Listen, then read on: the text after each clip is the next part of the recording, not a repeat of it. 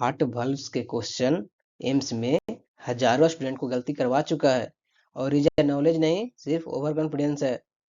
Video अंत तक देखिए क्योंकि आखिरी एमसीक्यू सिलेक्शन माइंडसेट बनाता है। आज हम लोग हार्ट वाल्व्स के क्वेश्चन देखेंगे। Welcome to nursing mastermind students. Question number 1, the valve that prevents backflow of blood from left ventricle to left atrium. Option number A tricuspid, option number B pulmonary, option number C mitral, option number D aortic. आप लोग answer comment में दीजिएगा। आप लोग का जितना भी सही होता है वही कमेंट में लिखिए। अगर आपका क्वेश्चन गलत भी हो रहा है तो कोशिश कीजिए, प्रैक्टिस कीजिए और उसको सही करने की कोशिश कीजिए। क्वेश्चन बोल रहा है the valve that prevent backflow from left ventricle to left atrium. Left ventricle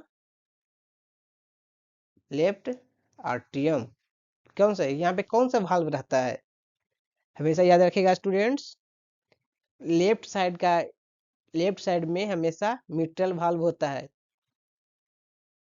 तो इसका सही ऑप्शन है सी, मिट्रल वाल्व। ऑप्शन ए था ट्राइकास्पिड। ट्राइकास्पिड यहाँ पे रहता, ये ट्राइकास्पिड वाल्व हुआ। पल्मोनरी वाल्व नहीं है, पल्मोनरी आर्टरी है यहाँ पे होता है।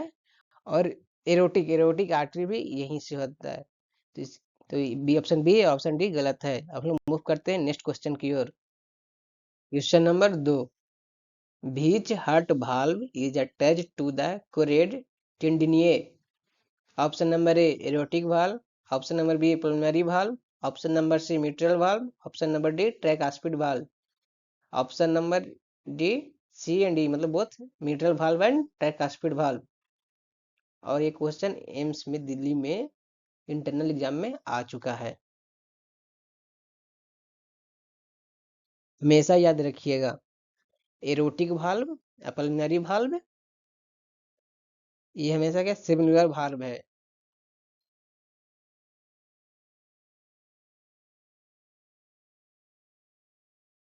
जहां दिखे एरोटिक वाल्व सिमिलर वाल्व हमेशा वो एब्सेंट रहेगा।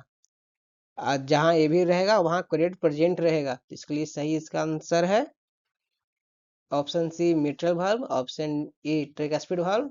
यहाँ दिया बोथ सी एंड डी, तो इसका सही आंसर होगा ऑप्शन नंबर डी। अब हम मूव करते हैं next question. Question number 3, numbers of cups in the aortic valve is. Option number A 2, option number B 3, option number C 4, option number D 5। हम लोग 2 जानते हैं मिट्रल वाल्व, 3 मतलब ट्राइकास्पिड वाल्व, 4 तो होता नहीं है और 5 भी होता नहीं है। और हमेशा याद रखिए एरोटिक मतलब ट्राइकास्पिड वाल्व। इसका सही आंसर ऑप्शन नंबर बी। अब हम मूव करते हैं नेक्स्ट क्वेश्चन की ओर। Question number 4, which valve opens during ventricular systole. Option number A mitral, option number B tricuspid, option number C aortic, option number D both and B in mitral and tricuspid.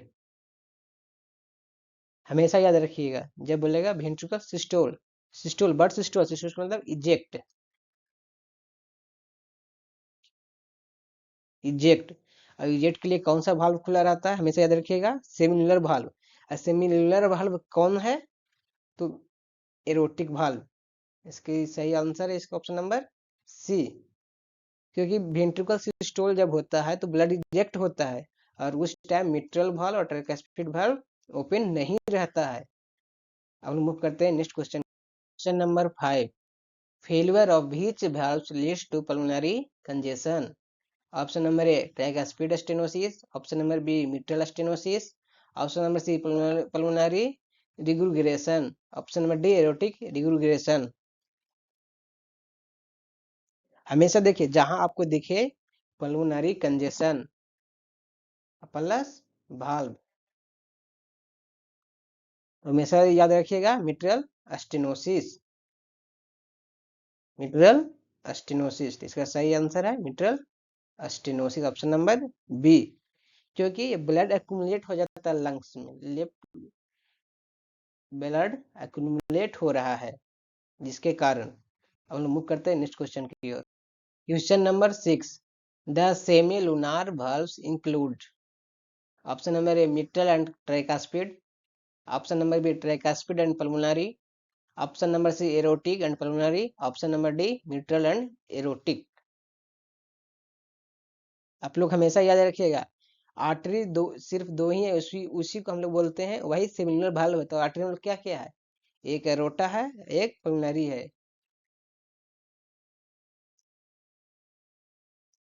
रोटा एक pulmonary.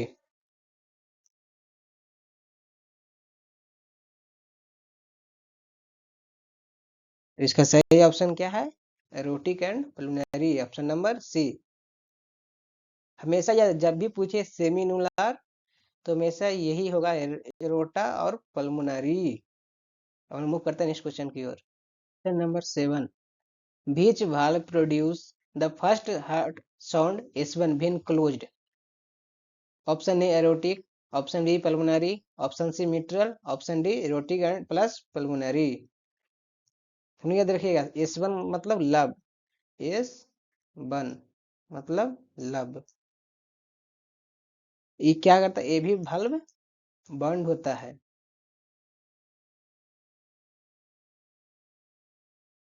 क्या इस सबसे बड़ा sound किसका आता है, mitral का। इसका सही आंसर होगा mitral, option number C. Aortic और प्रिलिमिनरी ये क्लोज होता है, पर कब होता है, S2 में। हम लोग मूव करते हैं नेक्स्ट क्वेश्चन की ओर। Question number 8, which valve disease cause opening snuff on auscultation? Option number A mitral stenosis, option number B mitral degeneration, option number C aortic stenosis, option D tricuspid regurgitation। ये एम्स दिल्ली में interlink exam 2018 में question आ चुका है। अब हमें से opening स्टनफ मतलब mitral stenosis, क्या है मिट्रल स्टेनोसिस। लोग हमेशा अब ये क्वेश्चन इन का एवरग्रीन सवाल है, इसीलिए ये क्वेश्चन को हाईलाइट कर लीजिए, क्वेश्चन बहुत बार आ चुका है। अब मूव करते हैं नेक्स्ट क्वेश्चन की ओर। Question number 9, the pulmonary valve lie between, option number A right ventricle and pulmonary artery, option number B right atrium and right ventricular, option C left ventricle and aorta, और option D left atrium and left ventricle. इसमें बहुत सारे बच्चे confuse रहते हैं, इसलिए answer इसका सोच समझ के दीजिएगा। क्या है, left atrium and left ventricle, ये क्या होता है, मिट्रल वाल्व होता है। लेफ्ट वेंट्रिकल एंड एरोटा, इसमें क्या होता है, aortic. Right atrium and right ventricle tricuspid. और बचा कौन, पल्मोनरी। तो राइट वेंट्रिकल पल्मोनरी के बीच होता है पल्मोनरी वाल्व, इसलिए इसका आंसर है ऑप्शन नंबर ए। हम मूव करते हैं नेक्स्ट क्वेश्चन की ओर। Question number 10, which valve is most commonly affected in rheumatic heart disease? Option number A aortic, option number B pulmonary, option number C tricuspid, option number D mitral. ये हमेशा याद रखिए, rheumatic heart disease का first target होता है mitral valve.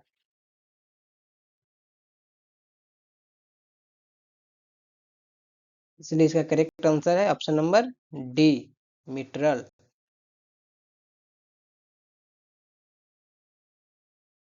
Answer comment में बताइएगा आप लोग कितना क्वेश्चन सही हुआ और कितना क्वेश्चन गलत हुआ। आप हमेशा याद रखिएगा, अगर आज के वीडियो में आपके कुछ आंसर गलत भी हुए हैं तो घबराइए मत, क्योंकि एग्जाम से पहले गलत होना एग्जाम में सही होने की सबसे बड़ी निशानी है। इसलिए आप लोग हमेशा प्रैक्टिस जारी रखिए।